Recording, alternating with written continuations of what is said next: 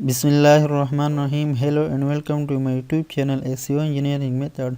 Friend, पिछले video में मैंने आपको मैटलैब के इंस्टॉलेशन के बारे में बताया था कि मैटलैब को हम किस तरह इंस्टॉल और किस तरह एक्टिवेट किया कर रहे थे।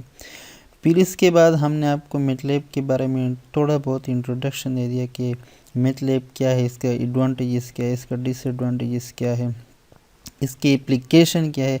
इसमें मैं सबको आपको बताया था। लेकिन आज इस वीडियो में मैटलैब के जो है इंटरफेस के बारे में आप लोगों को बताऊंगा कि मैटलैब की जो है इंटरफेस क्या है, इसका बैकग्राउंड क्या है। क्योंकि अगर हम कोई भी सॉफ्टवेयर इस्तेमाल कर रहे हैं और हमें उसकी इंटरफेस के बारे में पता हो तो हम इसी में इंटरेस्ट भी लेंगे, इसको हमें थोड़ा सा इजी भी लगेगा और इसके थ्रू जो है वो हम इसको इस्तेमाल भी करेंगे। तो चलिए स्टार्ट कर लेते हैं। हमारे पास जो है मैटलैब का इन्वायरमेंट यानी मैटलैब जो है मैं उसमें कौन कौन से टूल्स है, उसमें कौन कौन सी चीज़ें हैं कि हम इसके समझ सकें, इसका बैकग्राउंड क्या है, इसमें क्या क्या चीज़ें हैं, हम इसको समझ सके तो हमें आसानी होगी। तो मैटलैब जो है उसमें सबसे पहला जो है वो कमांड विंडो है। इसी में हम कोई सा भी कमांड लिखेंगे फिर वो हमें रिज़ल्ट देगा। इसी के बाद जो है वो वर्क स्पेस है जो कि मेमोरी के थ्रू काम करता है।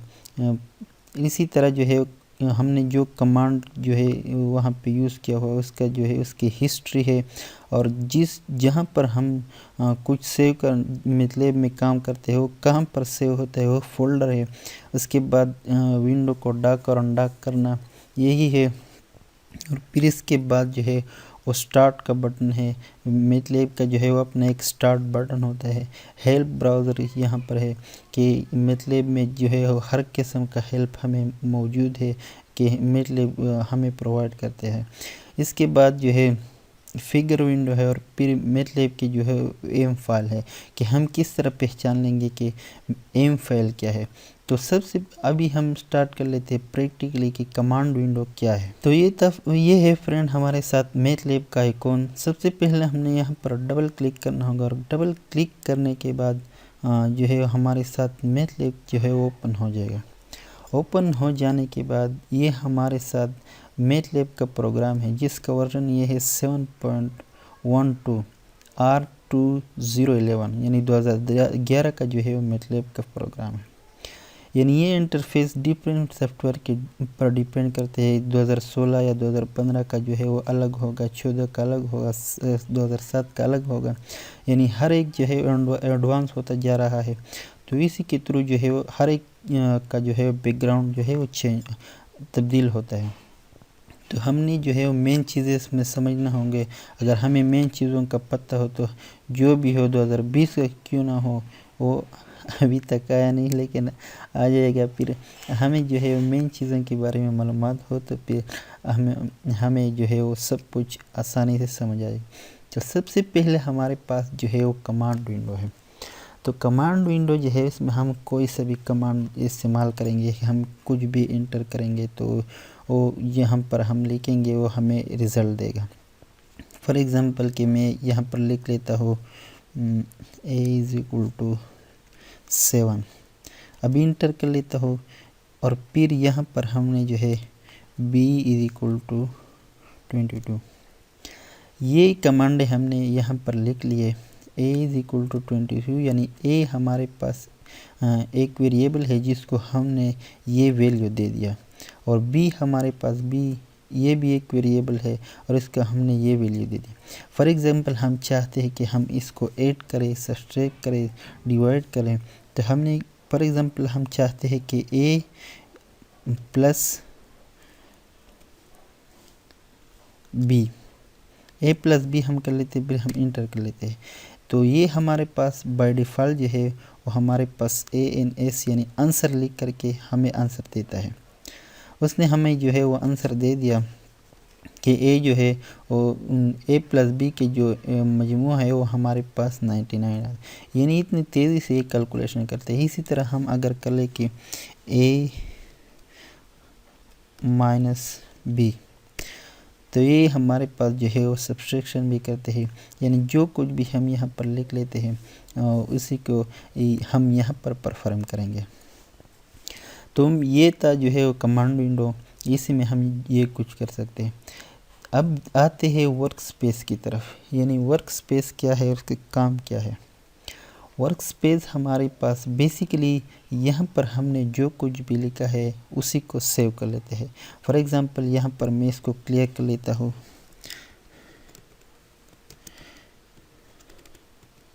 एक कमांड है हमारे पास, यानी जो कुछ हम लिखेंगे या जो हिस्ट्री हमारे साथ हो उसी को हम क्लियर कर लें। देखो इसी को भी देखो, ये भी देखो, ये सारा जो है वो क्लियर हो जाएगा। अभी हमने क्लियर कर दिया, ये क्लियर हो जाएगा। अभी CLC यानी इसको भी क्लियर कर दे। अभी सारा के सारा जो है वो हमारे साथ क्लियर हो गया। यहाँ पर वर्क स्पेस में जो चीज़ें हमारे पास सेव थी, यानी A की वैल्यू थी, B की वैल्यू थी, इसका आंसर था, वो तकरीबन जो है वो डिलीट हो गई, यानी क्लियर हो गई। यानी वर्क स्पेस जो है वो कमांड विंडो या पूरी प्रोग्राम, जितना भी प्रोग्राम होता है वो यहाँ पर एज ए मेमोरी काम करता है। यहाँ पर वो सब कुछ यहाँ पर सेव होता है। फॉर एग्ज़ाम्पल अभी मैं लिख लेता हूँ कि A = 33। अब A जो है और इसकी वैल्यू यहाँ पर हमारे साथ सेव होगी, यानी ये इसका नेम है, वेरिएबल का नेम, और इसका वैल्यू यहाँ पर। यानी वर्क स्पेस में हम कमांड विंडो में जो भी हम कुछ लिखते हैं या सारा प्रोग्राम जो है वो हमारे साथ वर्क स्पेस में सेव होता है। इसके बाद हमारे साथ जो है वो कमांड विंडो है, कमांड हिस्ट्री है। यहाँ पर हमने जो कुछ जितनी भी कमांड लिखी हुई है उसी की हिस्ट्री जो है वो हमारे साथ जो है वो कमांड हिस्ट्री में आती है। और सारा के सारा जो है वो बाय डेट बाय टाइम जो है आता है।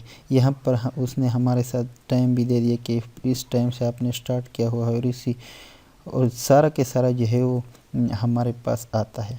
यानी जो कुछ हम पहले मैंने A = 5 B फिर ये, यानी अगर आप अपना हिस्ट्री चेक करना चाहते हो तो भी ये सारा के सारा यहाँ पर सेव होता है, यानी कमांड विंडो का। इसके बाद हम बात करेंगे करंट फोल्डर पर। करंट फोल्डर बेसिकली क्या चीज़ है। करंट फोल्डर हमारे साथ जो है वो यहाँ पर जो कुछ हम लिखते हैं उसको हम जो है वो एज ए मेमोरी, यानी इसको सेव कर लेता है वर्क स्पेस में। और वर्क स्पेस जो है वो बेसिकली इसको कंप्यूटर के रैम में सेव कर लेता है। और इसको सेव करने के लिए ये हमारे पास जिस फोल्डर में हम इसको सेव कर लेते हैं उसी को हम करंट फोल्डर कहते हैं। इसको हम बाय डिफ़ॉल्ट जो है वो अपना सेव हुआ है, लेकिन हम इसको चेंज भी कर सकते हैं। यह पर भी लिखा हुआ है करंट फोल्डर, यानी करंट फोल्डर को हम चेंज भी कर सकते हैं। फॉर एग्जांपल मैं उसको चेंज कर लेता हूँ। यहाँ पर हमारे साथ आ गया, जहाँ पर भी हम इसको सेव करना चाहते हैं उसी को जो है वो हम सेलेक्ट कर ले, A में सेव कर ले, B में, यानी कोई सा फोल्डर में इसको सेव कर ले, फिर यहाँ पर ओके पर क्लिक करें।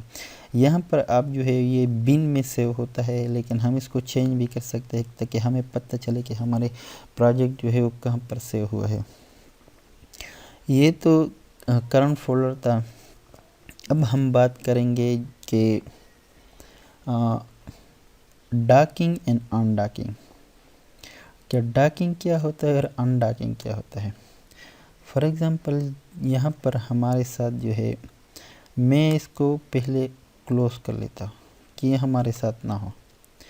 अब यहाँ हमारे पास जो है वो हमारे साथ 3 जो है वो विंडो रह गए। मैं इसको चाहता हूँ कि मैं इसको फिर से ले आऊँ, मैंने इसको फिर से ओपन कर लेता है। तो यहाँ पर हम जो है इसी को लाना और इसी को ले जाना, इसी में हम डेस्कटॉप पे हमने क्लिक करना होगा। और यहाँ पर हमारे साथ कमांड विंडो है, ये हमारे साथ है, इसको टिक दिया हुआ है। यहाँ पर हमारे पास कमांड हिस्ट्री है, ये हमारे साथ है, इसको टिक दिया हुआ है। करंट फोल्डर पे टिक नहीं है, यानी क्लिक नहीं हुआ है, वो हमने क्लोज कर लिया। और यहाँ पर वर्क स्पेस है, वो इस को भी क्लिक किया हुआ है, वो हमारे साथ मौजूद, यानी जिस पे क्लिक हो हमारे साथ बैकग्राउंड में सेव हो गया। अभी मैं इस पे करंट फोल्डर पे फिर क्लिक कर लेता हूँ, देखिए फिर आ गया। लेकिन अगर हम इसको अनडॉक और अनडॉक किस तरह करेंगे, यहाँ पर एक साइन है और इसको समझना किस तरह।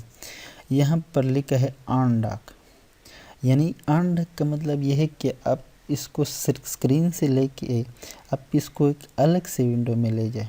मैं इस पर क्लिक कर लेता हूँ, ये देख अब ये एक अलग सा जो है विंडो खुल गया। पहले तो इसी के साथ था ना, अब ये अलग सा जो है वो विंडो बन गया। तो इसको फिर से लाने के लिए यानी इसको हमने ऑन डाक कर लिया, फिर हम इसको डाक करने के लिए यहाँ पर फिर से इसी एरो पर क्लिक करेंगे और ये हमारे साथ फिर आ गया। ये अब इसके बाद हमने इसमें डिफरेंस जानना होगा कि डाक और ऑन डाक और क्लोज किस तरह के। हम यहाँ पर क्लिक करें तो ये कम्प्लीटली जो है क्लोज हो गया, फिर हमने इसको यहाँ से ओपन करना होगा, फिर हमने यहाँ पर क्लिक करना और ऑन डाक और डाक का जो है उसको विंडो में चेंज कर लेते हैं और फिर यहाँ पर फिर स्क्रीन में ले आता है। तो ये हमारे साथ था जो है डाक, ऑन डाक जो है और क्लोज। और अब हम जानेंगे कि डिफरेंस जो है कमांड विंडो में और वर्क स्पेस में इसी में जो है वो डिफरेंस क्या है। एक और चीज़ है हमारे साथ जो है वो एडिटर में भी यहाँ पर हमने क्लिक करना होगा फाइल और इसके बाद न्यू पर क्लिक करना होगा और यहाँ पर स्क्रिप्ट पर क्लिक करना होगा। ये हमारे साथ जो है वो एडिटर खुल गया। एडिटर में हम कोई सा भी प्रोग्राम यहाँ पर लिख लेंगे, फॉर एग्ज़ाम्पल कि a is equal to 2, b is equal to 5, enter. फिर यहाँ पर हम इसको रन करेंगे और जिस तरह हम इसको रन करेंगे फिर इसको हम कहीं पर भी सेव कर लेंगे। सेव करने के बाद ये इसको हम जो है वो ऐड टू पाथ यानी यहाँ पर हम कमांड में इसको ऐड करेंगे। यहाँ पर हमने उसको ऐड कर लिया और ये हमारे साथ जो है वो कमांड विंडो में आ गया, यानी जो वैल्यू हमने ए को दे दिया। अभी इसका फ़ायदा क्या है कि कमांड विंडो को हम की बजाय हम इसको एडिटर में लिख लेते हैं। इसका फ़ायदा ये है कि एडिटर में हम कोई सा भी चीज़ लिख लेंगे तो ये सबसे पहले जो है वो सेव हो जाता है। फिर जो है कमांड विंडो में हमारे पास तो सेव नहीं होता ना, लेकिन एडिटर में सबसे पहले इसको सेव कर लेता है। और दूसरी बेनिफिट ये है कि ये इसके आपकी प्रोग्राम की जो है वो काउंट भी कर सकते हैं कि आपकी प्रोग्राम के कितने लाइन का है, 1 2 3 4 5, यानी इसको भी काउंट करता है। और दूसरी बात ये है कि वर्क स्पेस कौन सा काम करते हैं। वर्क स्पेस जो है वो सारे के सारे प्रोग्राम को सेव कर लेता है और इसकी वैल्यू को सेव कर लेते हैं, इसके प्रोग्राम को जो है वो सेव कर लेता है। अब हम जो है एम फाइल पर बात करेंगे कि एम फाइल क्या है। एम फाइल वही है जिसके पास पीछे जो है .m लिखा हो, जिस तरह हमारे पास ये MATLAB का जो है अभी हमने सेव किया है एडिटर से, ये जो है .m फाइल है, यानी MATLAB का प्रोग्राम फाइल जो है जो भी जिस तरह हमारे पास जो है पावर पॉइंट का जो है फॉर्मेट होते हैं, इसके लास्ट में PPT लिखा होता है, वर्ड का जो है वो डॉक इसके पीछे लिखा होता है, PDF के पीछे PDF लिखा होता है, इसी तरह इसके पीछे जो है वो .m लिखा होता है, यानी m फाइल। फिर इसको हम m फाइल कर लेते हैं। अब इसको ओपन करने के लिए यहाँ पर ओपन विद पर क्लिक करेंगे और फिर MATLAB को सेलेक्ट करेंगे, तो इसी के थ्रू हम इसको ओपन कर सकते हैं। तो आपने जो है वो जाना कि MATLAB क्या है, एडिटर क्या है, वर्क स्पेस क्या है और इसके वर्जन, इस करंट फोल्डर क्या है, इसके हिस्ट्री, कमांड हिस्ट्री, इस सारी चीज़ों के बारे में आपने बहुत कुछ जाना। तो इंशाल्लाह नेक्स्ट वीडियो में मैं आपको बताऊंगा कि जो है हम किस तरह कमांड क्या है, किस कमांड के थ्रू जो है, बेसिकली बहुत ज़्यादा कमांड है, मैं आपको इंशाल्लाह basic to the point everything बताऊंगा। और उसको देखने के लिए यहाँ पर आपने आना होगा SEO इंजीनियरिंग मेथड चैनल में आपने आना होगा और यहाँ पर प्लेलिस्ट पे आपने क्लिक करना है। प्लेलिस्ट पे क्लिक करने के बाद MATLAB and SEO full score की नेम पे मैंने आपके लिए एक प्लेलिस्ट क्रिएट किया हुआ है और इसमें जो है मैंने 2 वीडियो बनाए हैं, इसी को भी मैं सेव कर लेता हूँ। और इंशाल्लाह इसी तरह के मज़ीद अच्छे वीडियो के लिए यहाँ पर सब्सक्राइब के बटन पर क्लिक करें और साथ में जो है अपने नोटिफिकेशन जो है वो हमारे साथ हासिल करें। तो इंशाल्लाह डेली बेसिस पे हम रोज़ाना एक वीडियो को हम जो है वो हम अपलोड कर लेंगे और साथ साथ में जो है उसको अच्छी तरह से सीखेंगे। तो अगर आपका कोई क्वेश्चन हो तो प्लीज़ इस वीडियो के नीचे कमेंट करें। So friend, thanks for watching.